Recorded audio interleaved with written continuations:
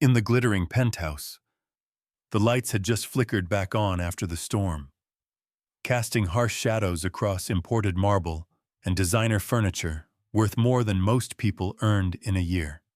Vivian Sterling stood before an uncut birthday cake, 3 tiers of elaborate fondant work that nobody would ever taste. No guests, no well wishes, no champagne toasts or carefully crafted speeches. Just the sound of rain drumming against floor-to-ceiling windows and the electric hum of a building coming back to life. Carter Hayes, the electrician and single father, pulled his tool bag over his shoulder, ready to leave this place and return to the small, warm world where he belonged. But then Vivian suddenly lunged forward, gripping his sleeve like a woman afraid of falling off a cliff, her perfectly manicured fingers trembling. "Don't go." Her eyes were red, the kind of red that came from holding back tears for hours. "It's my birthday. You're the only one who came. Stay with me, please." Carter Hayes had never planned to be in a place like this. At 36, he'd built a quiet life from the rubble of a tragedy most people couldn't imagine surviving. He worked contract maintenance jobs, electrical repairs mostly. The kind of work that kept the lights on without asking questions or demanding explanations. His apartment was small, functional, clean in the way that spoke of careful hands and limited resources, but also of dignity. There were no framed degrees on the wall, no accolades gathering dust on shelves, just a school calendar magnetized to the fridge with Bonnie's test dates circled in red marker, and a worn sofa where he helped his daughter with homework every night. Their heads bent together over math problems and spelling words. Bonnie Hayes was 7 years old, sharp as a tack, with eyes that seemed to read people the way her father read circuit diagrams with precision and understanding beyond her years. She noticed everything, the kind of observant that made adults uncomfortable when they realized a child could see through their polite lies. When her teacher asked too many questions about why her father always picked her up alone, why there was never a mother at parent conferences or school plays, Bonnie would say simply, without drama or self-pity, "My mom's in heaven." She didn't remember Adelaide. Not really. Couldn't recall her voice or her laugh or the way she used to braid hair. But she understood the shape of the absence, the way her father's jaw tightened when other kids talked about Mother's Day, the way he kept one photograph on the mantle but never talked about it unless Bonnie asked. Carter's greatest fear wasn't poverty. It wasn't the unpredictable hours or the patched jackets or the second-hand furniture. It was entanglement. Rich people, powerful people. They lived in a world where nothing came without strings, where favors turned into leashes and kindness was always transactional. He'd learned that the hard way. Getting pulled into their orbit meant exposing Bonnie to instability, to questions, to the kind of scrutiny that could crack open everything he'd worked so hard to protect. But there was something else. Something Bonnie didn't know in Carter's tool bag, tucked beneath the voltage meter and wire strippers, was an old ID badge, faded, laminated, the kind issued to engineers, not electricians. He never showed it to anyone. It was just a reminder of who he used to be before the night everything burned down. His wife Adelaide had died in what the police called an accident, a series of equipment failures, faulty wiring in their apartment building, carbon monoxide from a malfunctioning furnace. It happened during the months when Carter was fighting to clear his name, when he was too consumed by legal battles to notice the dangers closing in on his own home. He'd never forgiven himself. He believed, deep in his bones, that it wasn't random. It was connected to the fire, to the people who needed someone to blame. to the system that crushed anyone who dared to point fingers upward. Vivian Sterling, on the other hand, lived in a world most people only glimpsed through magazine spreads and business headlines. She was CEO of Sterling Industries, a conglomerate so vast that its quarterly earnings could fund small nations. The public knew her as Ice, precision incarnate, a woman who wore power like a tailored suit and never, ever smiled in photographs. But the truth was more complicated. Vivian hated birthdays. Every year. The date dragged her back to one specific night. The night the candles went out and never came back on. She was 18 then, standing in a ballroom filled with the city's elite, celebrating a milestone she didn't want. The electrical system failed. Fire suppression didn't engage. Smoke filled the halls. And when the chaos cleared, Matilda was gone. Matilda. The name still made Vivian's chest tighten. Not a sister by blood, but something closer. A girl who'd grown up in Vivian's shadow, who'd looked at her like she hung the moon. Matilda had been 12 years old, bright-eyed and laughing, until the night she wasn't. Vivian built her empire on the ashes of that night. She convinced herself that control was the antidote to grief, that if she could master every variable, every risk, every human element, she'd never lose anyone again. But control required distance, and distance required walls, so she became untouchable, unreachable, a billionaire who commanded boardrooms but couldn't fill a dinner table. The board of directors at Sterling Industries was not a collection of allies. Chairman Otis and legal advisor Bernice held reins. Vivian couldn't see but always felt. They had files, old ones, documents that tied back to that 18th birthday, to the investigation that followed, to the settlements paid quietly to avoid scandal. They reminded her, in polite corporate language, that her position was conditional, that if she stepped out of line, the files would surface, that the empire she thought she commanded was really just a cage with velvet bars. Ingrid, the PR director, cared about optics more than people. Elias, head of security, followed protocol like scripture. Henry, the internal lawyer, understood the law but lacked the spine to wield it. They orbited Vivian. But none of them knew her. None of them stayed past business hours. None of them would ever show up to a birthday party. And then there was Corbin, the rival billionaire who'd been circling Sterling Industries like a shark smelling blood. He wanted the company, not for its value, but for the satisfaction of taking it from Vivian. He'd spent years building leverage, buying shares through shell corporations, planting informants, waiting for the perfect scandal to force a hostile Paisil takeover. The storm that night was historic. Power grids across the city buckled. Emergency services were overwhelmed. Vivian had dismissed her entire staff hours earlier, a deliberate choice. She told Ingrid she wanted one birthday without performance, without the hollow applause of people paid to care. She wanted to see what it felt like to be alone on purpose, instead of alone by accident. But the backup generator in her penthouse malfunctioned. The lights died. The heating stopped. And suddenly, the silence she'd craved felt less like peace and more like a tomb. Ingrid, ever efficient, called an emergency service. "Send someone immediately. VIP client." The dispatcher didn't ask questions. Carter took the job because he needed the money. Bonnie's school had sent another tuition reminder, politely worded but unmistakably firm. The babysitter canceled at the last minute, her own kids sick with flu. And Carter had no backup plan. So he did what he always did.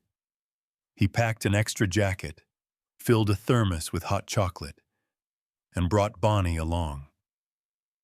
She sat in the hallway of the penthouse building, backpack on her lap, small and patient in the way that broke Carter's heart. Through the crack in the door, she could see the birthday cake, tall and untouched, candles unlit, sitting on a marble counter like a monument to nothing. Vivian saw the child first. She'd been pacing, trying to ignore the silence. When she glanced toward the hallway and locked eyes with Bonnie, the girl didn't look away. She just stared, curious and unafraid. And something in Vivian's chest cracked. Those eyes, that expression. It was Matilda all over again. Carter worked with the kind of precision that didn't match his job title. He didn't just reconnect wires. He diagnosed the system like an engineer, checking load distribution, inspecting the transfer switch, testing capacitors, reviewing error logs on the control panel. He moved through the circuits like someone who understood not just how things worked, but why they failed. Vivian watched him from the doorway, fascinated. Most people cowered in her presence, stumbled over words, tried too hard to impress. Carter didn't even glance her way. He was focused, methodical, unimpressed by the marble floors and designer furniture. To him, this was just another job, another broken system in need of repair. When the lights finally came back on, the digital clock blinked past midnight. Officially. It was no longer her birthday. Vivian stared at the cake, at the empty chairs, at the floor-to-ceiling windows reflecting a woman standing alone in a palace built for crowds. The mask she wore so carefully, the one that made board members flinch and competitors retreat. It slipped, just for a moment. Carter picked up his tool bag, checked on Bonnie, and turned toward the door. That's when Vivian moved, not with the calculated grace she used in business, but with something raw and desperate. She crossed the room in 3 steps and grabbed his sleeve, fingers tight like someone gripping a ledge. "Don't go." Carter stopped, looked at her. Really looked. Maybe for the first time. Her voice cracked. "It's my birthday. You're the only one who came. Stay with me. Please." It wasn't a command. It wasn't manipulation. It was the sound of someone who'd run out of ways to pretend they were okay. By the next morning, the consequences had already begun. Elias reviewed the security footage from the hallway. The cameras had captured Vivian standing close to Carter, her hand on his arm, the angle just ambiguous enough to suggest intimacy where there was none. It didn't matter that nothing happened. The optics were damaging. Finn, the investigative journalist who specialized in financial elite scandals, received an anonymous tip. Powerful CEO spends night with working-class electrician. The message included timestamps, the building address, and a blurry still from the security feed. Corbin's fingerprints were all over it, though no one could prove it. Ingrid was livid. "If this hits the press, the stock will tank. Shareholders will demand answers. We need to control the narrative." She ordered Elias to identify Carter, run a background check, and handle it discreetly. Translation: find leverage, apply pressure, make the problem disappear. Otis and Bernice convened an emergency meeting. They saw opportunity where Ingrid saw crisis. Carter was a weakness, a crack in Vivian's armor. If they could weaponize him, they could force her compliance on the upcoming merger deal. the one she'd been resisting for months. Carter went home that morning feeling uneasy.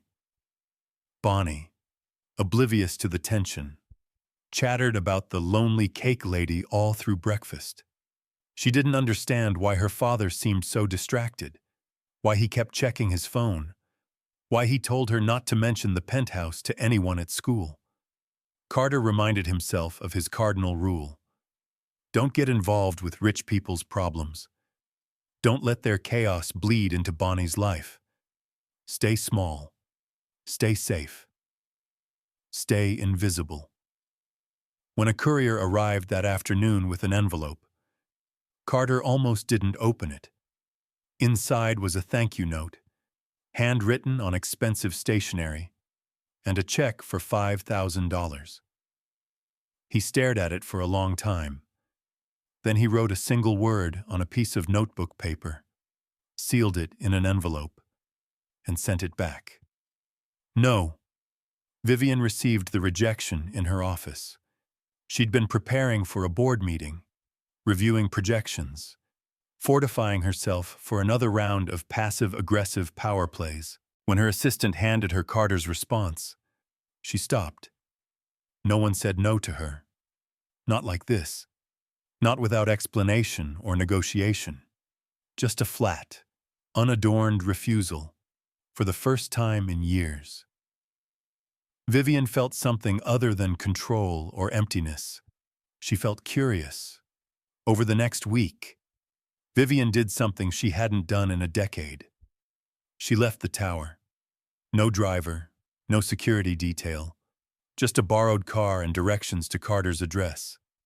She wore jeans and a plain jacket, the kind of anonymous outfit that made her invisible. She found the apartment building easily enough. Small, clean, tired in the way that came from age, not neglect. She watched through the lobby window as Carter helped Bonnie with her homework at a kitchen table, the light above them flickering slightly. The kind of flicker he probably planned to fix once he had time. Bonnie's laughter carried through the glass. Carter smiled, a rare, unguarded expression that transformed his whole face. Vivian realized, standing there in the cold, that she didn't know what real looked like anymore. Everything in her world was performance, but this small moment of a father and daughter navigating fractions together, this was real. She knocked. Carter opened the door, saw her, and his expression shifted from surprise to wariness. "I wanted to thank you properly," Vivian said. "Not with money, just thank you." Bonnie peeked around her father's leg, eyes bright. "It's the cake lady." Vivian offered a compromise, a legitimate contract, not charity. Sterling Industries ran a charitable foundation that needed facility maintenance, electrical work, safety inspections.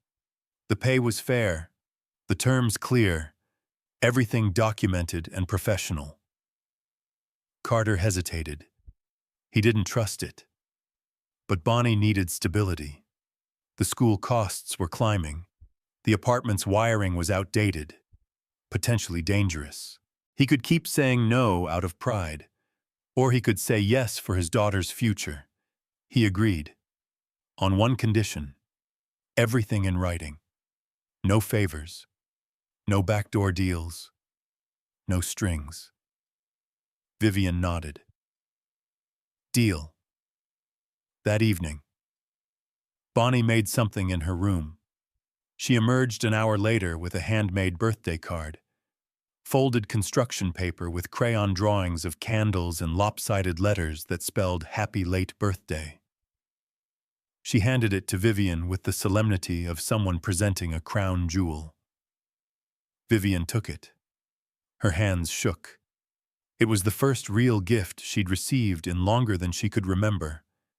Not corporate flowers or strategic wine baskets, but something made with thought, with care, with the assumption that she mattered. She looked at Carter. He was watching his daughter, pride and protectiveness written across his face. For a moment, Vivian understood what she'd been missing. Not power, not control, just this. Connection that didn't require contracts or cameras or carefully managed images. But the world Vivian lived in didn't allow for simple things. Corbin accelerated his plan. If a rumor couldn't destroy Vivian's credibility, maybe a crime could. He orchestrated an electrical failure at one of Sterling Industries' key facilities, a distribution center that supplied medical equipment to hospitals across 3 states. The sabotage was sophisticated, designed to look like negligence, and the technical signature matched Carter's repair methodology. Ingrid faced mounting pressure from the board and the press. Shareholders were jittery. The media was asking questions. She needed a scapegoat, and Carter was convenient. She started to believe that maybe he was using Vivian, that maybe the whole thing was a setup to extract money from a vulnerable woman. Otis issued an ultimatum. Terminate the contract with Hayes. Publicly distance yourself, or we'll do it for you, and the fallout will be worse. At the same time, Carter started noticing things. A car that seemed to follow him home, hang-up calls, and then the letter from Bonnie's school. An anonymous complaint had been filed, questioning his fitness as a parent, citing unstable employment and questionable associations. Carter felt ice spread through his chest. They were going after Bonnie. His nightmare scenario. The one thing he couldn't defend against alone. A man approached him outside the school. Nondescript. Forgettable. Walk away from Vivian Sterling. Forget you ever met her. Or the complaints get worse. You could lose custody. We both know you can't afford a legal fight. That night, Carter couldn't sleep. He stood at Bonnie's bedroom door, watching her breathe, small and peaceful under her blanket. He'd do anything to protect her. Anything. Even disappear. Vivian learned about the threats through Elias, who'd been digging into the anonymous tip that started everything. The trail led back to Corbin. Though the evidence was circumstantial, Vivian wanted to help Carter, wanted to use her resources to crush whoever was threatening him. But she was afraid. Afraid that her involvement would make it worse. That the spotlight she carried would burn Carter and Bonnie alive, for the first time in her adult life. Vivian didn't know what to do. Bernice delivered the final blow. She walked into Vivian's office late one evening, carrying a folder Vivian recognized immediately. The old files, the ones from the 18th birthday. Just a reminder, Bernice said, her voice pleasant and poisonous, of who really holds the cards here. She left the folder on the desk and walked out. Vivian opened it with shaking hands, the expensive paper crackling in the silence of her office. Inside were incident reports typed on old letterhead, witness statements collected in the chaotic aftermath, technical analyses written in the dry language of engineers trying to explain catastrophic failure, and insurance settlements negotiated behind closed doors. The fire, the evacuation failures that turned corridors into death traps, Matilda's death certificate. Official and final and unbearable to look at, even after all these years, and buried in the engineering assessment, in a footnote that someone had tried very hard to make forgettable, was a name she hadn't seen in years, but now burned itself into her vision. Carter Hayes, junior electrical engineer, issued formal written warnings regarding critical system failures in facility electrical infrastructure. Recommendations submitted to supervising contractors and facility management team. all recommendations ignored due to budget constraints and timeline pressures. Employee subsequently terminated for insubordination and attempting to file reports with external regulatory agencies. Professional credentials suspended. Name added to industry blacklist. Vivian stopped breathing. The words blurred. She read them again, then a third time, each pass making the truth more inescapable and more horrific. Vivian stopped breathing. The investigator who'd handled the case had noted that Hayes had been made the scapegoat to protect higher-level contractors and facility managers. The real blame lay with corners cut during construction, with inspectors bribed to sign off on substandard work, with a chain of decisions that prioritized profit over safety. Carter had tried to stop it, and they'd destroyed him for it. Vivian sat in the dark, the folder open in front of her, and realized the full weight of what she'd done. Not intentionally, not directly, but her family's event, her birthday, had been the catalyst for Carter's ruin, for Adelaide's death, for everything he'd lost. She found him the next morning at a coffee shop near his apartment. He was waiting for Bonnie's school bus, nursing a cup that had gone cold. "I know who you are," Vivian said quietly, sliding into the seat across from him. Carter looked up, saw the folder, understood. "That was you, 18 years ago, the Sterling estate fire." He didn't deny it. "I warned them. Nobody listened." Vivian's voice broke. "Matilda died that night. She was 12. Carter's expression shifted, pain mixing with old anger. "And my wife died 2 years later, while I was fighting to clear my name. While I was too broke and too distracted to notice the wiring in our apartment was faulty. While I was so buried in legal battles that I couldn't protect my own family." They sat in silence. The weight of shared grief, of tangled fates, settled between them. "I didn't come here for revenge," Carter said finally. "I came to your penthouse because I needed the money. I stayed because Bonnie likes you. But I can't let this world, your world, destroy what's left of my life. I'm out.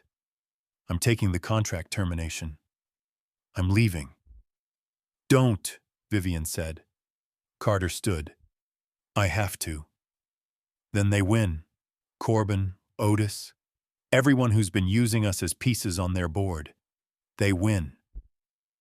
Carter looked at her. Really looked. "What do you want from me?" "The truth. That's all. I'll take the consequences. I'll lose the company, the reputation, everything. But I need you to tell the truth about what happened. Not for me. For Matilda. For Adelaide. For everyone they silenced." Vivian made a choice that night. She would stand with Carter, publicly, and let the pieces fall where they would. But she needed a strategy. She pulled Henry, the internal lawyer, into her confidence. He was scared, but he was also decent. Together. They built a case not just against Corbin, but against the entire system that had enabled the cover-up. Elias, surprisingly, offered his help. "I follow the rules," he said. "But I don't follow cowards. If you're really doing this, I'm in." Finn, the journalist, received an unusual message, an invitation to an exclusive interview, off the record, with someone who had information about the Sterling estate fire. He took the bait. The plan was risky. Corbin had to be drawn out, made to confess his involvement, and the only way to do that was to make him think he'd already won. Henry arranged a meeting, ostensibly for Carter to sign a non-disclosure agreement and accept a settlement in exchange for his silence. Corbin, smelling blood, insisted on attending personally, unable to resist the chance to watch Vivian's downfall firsthand. The meeting took place in a neutral conference room. Carter sat across from Corbin, Bernice, and Otis. Vivian was conspicuously absent, supposedly too ashamed to face the situation. Corbin slid the paperwork across the table. Sign this. Take the money. Take the tsuon. Disappear. Everyone wins. Carter picked up the pen, hesitated. You really orchestrated all of this, didn't you? Carter said. The electrical failure at the facility, the anonymous complaints about my daughter, just to hurt Vivian. Corbin smiled. I orchestrated nothing. I simply facilitated consequences. Vivian should have been more careful about who she associates with. And 18 years ago, the fire, Otis stiffened. That's not relevant to this discussion. It's completely relevant, Carter said. Because you were on the board then too, weren't you? You knew the facility wasn't up to code. You knew the electrical systems were compromised. And when I reported it, you had me fired and blacklisted to protect the construction contracts. Bernice stood. This meeting is over. Is it? Carter gestured to the corner of the room, where a security camera blinked silently. Elias had installed it 2 days earlier. Fully legal, fully documented. Corbin's smile vanished. The recording captured everything. The implicit admission, the threats, the conspiracy to suppress evidence and destroy anyone who challenged the narrative. Finn published the story the next day. Not a sensational hit piece, but a carefully researched investigation that laid out the connections between the original fire, the cover-up, the ongoing intimidation, and Corbin's attempt to weaponize tragedy for a corporate takeover. The shareholder meeting was chaos. Otis and Bernice scrambled to distance themselves. Corbin faced immediate legal action, both civil and criminal. George, the detective who'd been quietly reviewing the old case files at Vivian's request, announced a formal reinvestigation into the Sterling estate fire and the subsequent accidents that had claimed Adelaide's life. Vivian stood at the podium, facing a room full of investors, journalists, and lawyers. She did something no CEO in her position was supposed to do. She told the truth. 18 years ago, a young girl named Matilda died at an event my family hosted. The systems that should have protected her failed because people in power chose profit over safety. A good engineer named Carter Hayes tried to prevent it and was destroyed for speaking up. I'm standing here today because I refuse to let that pattern continue. I'm releasing all internal files related to the incident. I'm establishing an independent oversight committee, and I'm stepping down as CEO, effective immediately. The room erupted, but Vivian wasn't finished. I'm also establishing a foundation in Matilda's name, dedicated to electrical safety standards and whistleblower protections. Carter Hayes will serve as its technical director, and anyone who has a problem with that can sue me personally. I'll be easy to find. She walked off the stage. No bodyguards, no prepared exit. Just a woman who'd finally stopped running from the truth. The cost was real. Vivian lost the CEO position. Her reputation took hits from every direction. Some people called her brave. Others called her reckless. But she was free. For the first time since her 18th birthday, she was free. Carter was cleared, publicly and completely. His engineering credentials were reinstated. Job offers poured in. But he took the position with Vivian's foundation because it mattered, because it meant something.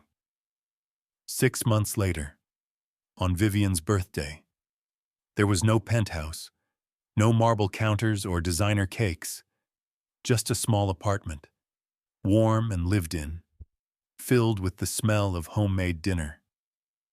Bonnie had insisted on baking the cake herself. It was lopsided, the frosting uneven, the candles stuck in at odd angles. It was perfect. Vivian stood in the doorway, hesitant.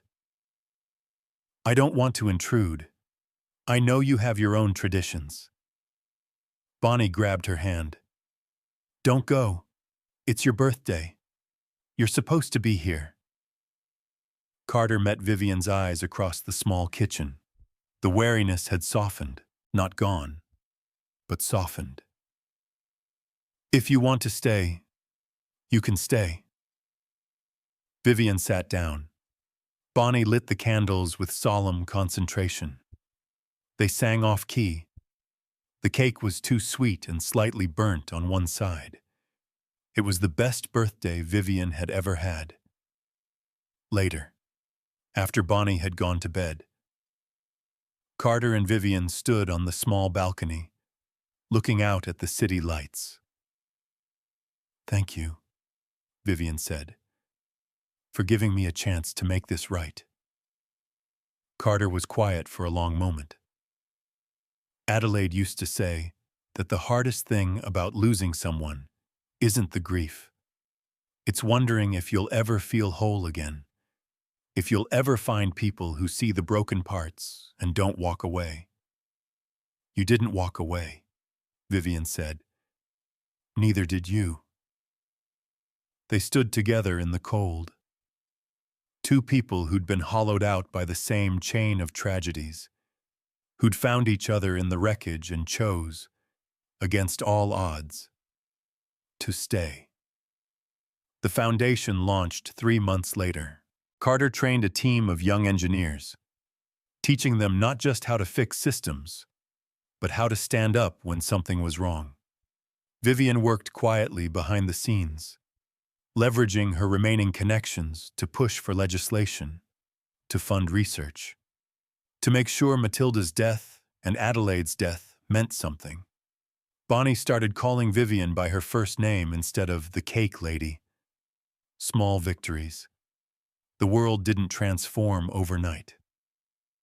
Corbyn's trial dragged on.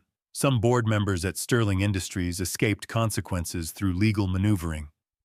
Injustice didn't evaporate just because two people decided to fight it. But something had changed. Something small and stubborn and real. On the anniversary of the fire, Vivian and Carter visited Matilda's grave together. They didn't bring flowers. They brought a framed photograph of the foundation's first graduating class. Young engineers holding certificates, smiling. "She would have liked this," Vivian said. Carter nodded. "Adelaide, too."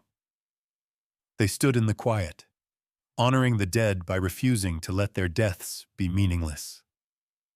Months turned into a year. The foundation grew. Carter's apartment became a gathering place, cramped and chaotic, filled with the kind of noise that comes from people who've chosen to be there. Bonnie thrived, her sharp eyes and sharper question finding a safe place to exist. Vivian learned how to be part of something instead of in control of everything. She learned how to sit at a dinner table without analyzing power dynamics. She learned how to laugh at Bonnie's terrible jokes and how to help with homework and how to exist in a space where vulnerability wasn't weakness. And Carter learned, slowly, that not everyone with money was a threat, that some walls could come down without the whole structure collapsing. One evening, Bonnie asked a question that had been brewing for months. "Are you and Dad going to get married?" Vivian choked on her coffee. Carter froze mid-sentence. Bonnie looked between them, utterly serious. "Because if you are, I need to know. I'm supposed to be the flower girl, and I need to practice. They didn't have an answer. Not yet. But the question wasn't scary anymore. It was just another possibility in a future that had stopped feeling predetermined. On Vivian's next birthday. They were ready, no surprises, no grand gestures. Just the three of them and a cake that Bonnie insisted on decorating with far too many candles. "Make a wish," Bonnie commanded. Vivian looked at the small, imperfect family gathered around her kitchen table. Carter, who'd survived hell and chose forgiveness over bitterness. Bonnie, who'd turned loneliness into an invitation. She closed her eyes, but she didn't wish for anything. She already had what she needed. And when Carter said, quietly, "You don't have to leave if you don't want to," Vivian understood that the words meant something different now, not a plea born from desperation, but a choice. To build something new from the ashes of what they'd lost. To honor the dead by living fully. To stay when it would be easier to go. Vivian smiled. "I'm not going anywhere." Bonnie clapped her hands. The candles flickered. And in that small, warm room, three people who'd been broken by the same cruel machinery of power and silence chose each other. Not because they had to, but because they wanted to. Because some of the best things in life aren't built on contracts or carefully managed images or strategic alliances. They're built on a simple truth. Stay. When everything says go. When the world makes it easier to walk away. When staying means facing hard truths and harder consequences. Stay anyway. That's where healing begins.